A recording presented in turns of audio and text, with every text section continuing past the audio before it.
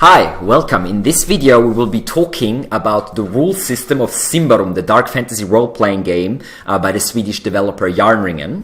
So this game right here, as I said before, I will be running quite a few one-shots on my channel when it comes to SYMBAROUM, and I'm making this video so that I don't have to explain the basic rules over and over again with every one-shot. So in this video you will learn whatever you need to basically participate in a one-shot, assuming you have a character that the game master or someone else has already prepared for you. We will be making a character creation video a little later, but so keep your eyes open. We'll do that later as well. But for now, let's jump into the rules. Now, the rule system of SYMBAROUM is, at its core, fairly simple.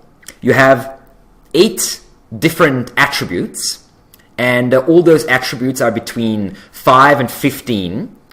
Higher and lower is very, very rare. And you basically need to take a d20, you roll it, and you need to get even the same number or lower than your attribute to be successful. So say, for instance, you're trying to lift something heavy, and you have to roll your strong attribute, of course. That's the name of the attribute. It's called strong. So if, say your strong is 12, you need to roll a 12 or less to be successful. By every level of success counts. So if you roll an 8, you have 4 levels of success. If you roll a 5, you will have 7 levels of success, because that's a 7 below your 12. So every level of success makes your success better, which often won't play much of a role, but sometimes it will.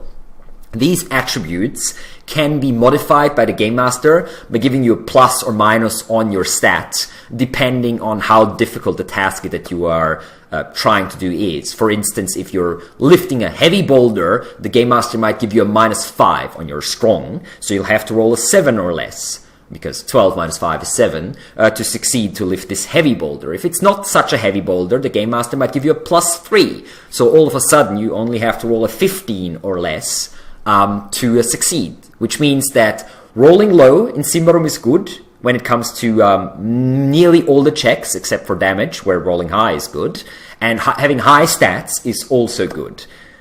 Now let's talk about the 8 attributes. The first attribute is called discreet.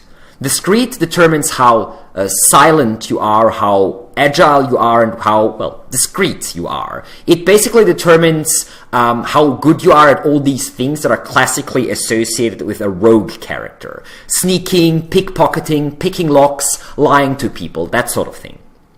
Your second attribute is quick, which tells you how well balanced your character is, how high his agility is, how quick his reflexes are.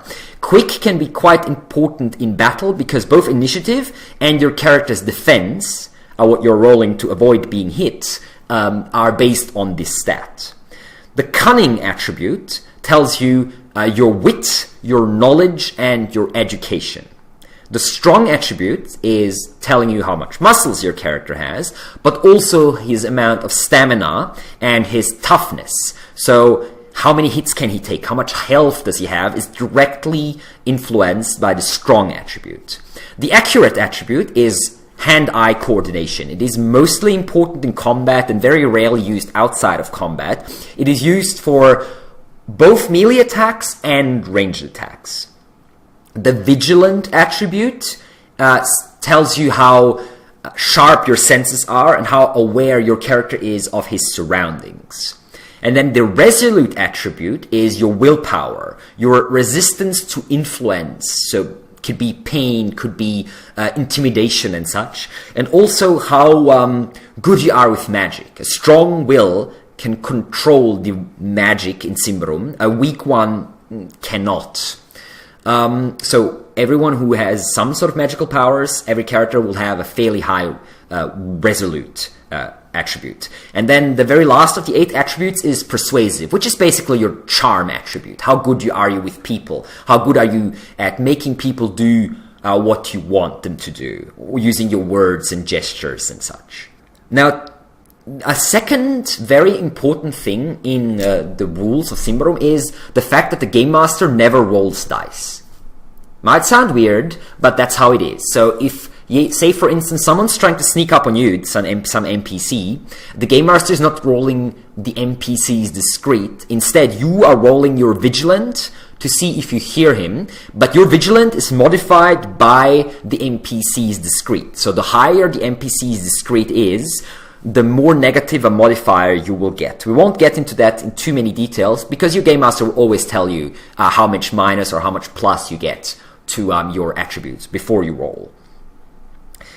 When an enemy attacks you in combat, the Game Master is not rolling an attack. You are rolling a defense. Again, the higher attribute is the opponent's attribute is, the opponent's accurate usually is, the lower your defense will get.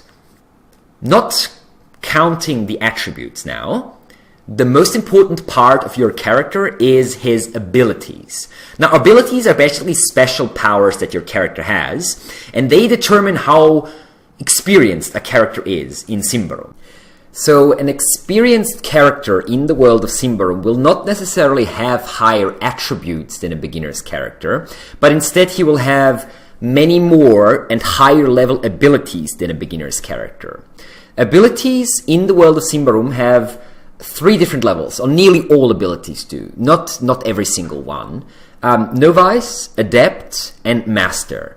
And as you progress, as you gain experience points, and as you spend them to buy more and more abilities, you can also level up those existing abilities that you buy at Novice level, get them to Adept level, get them to Master level.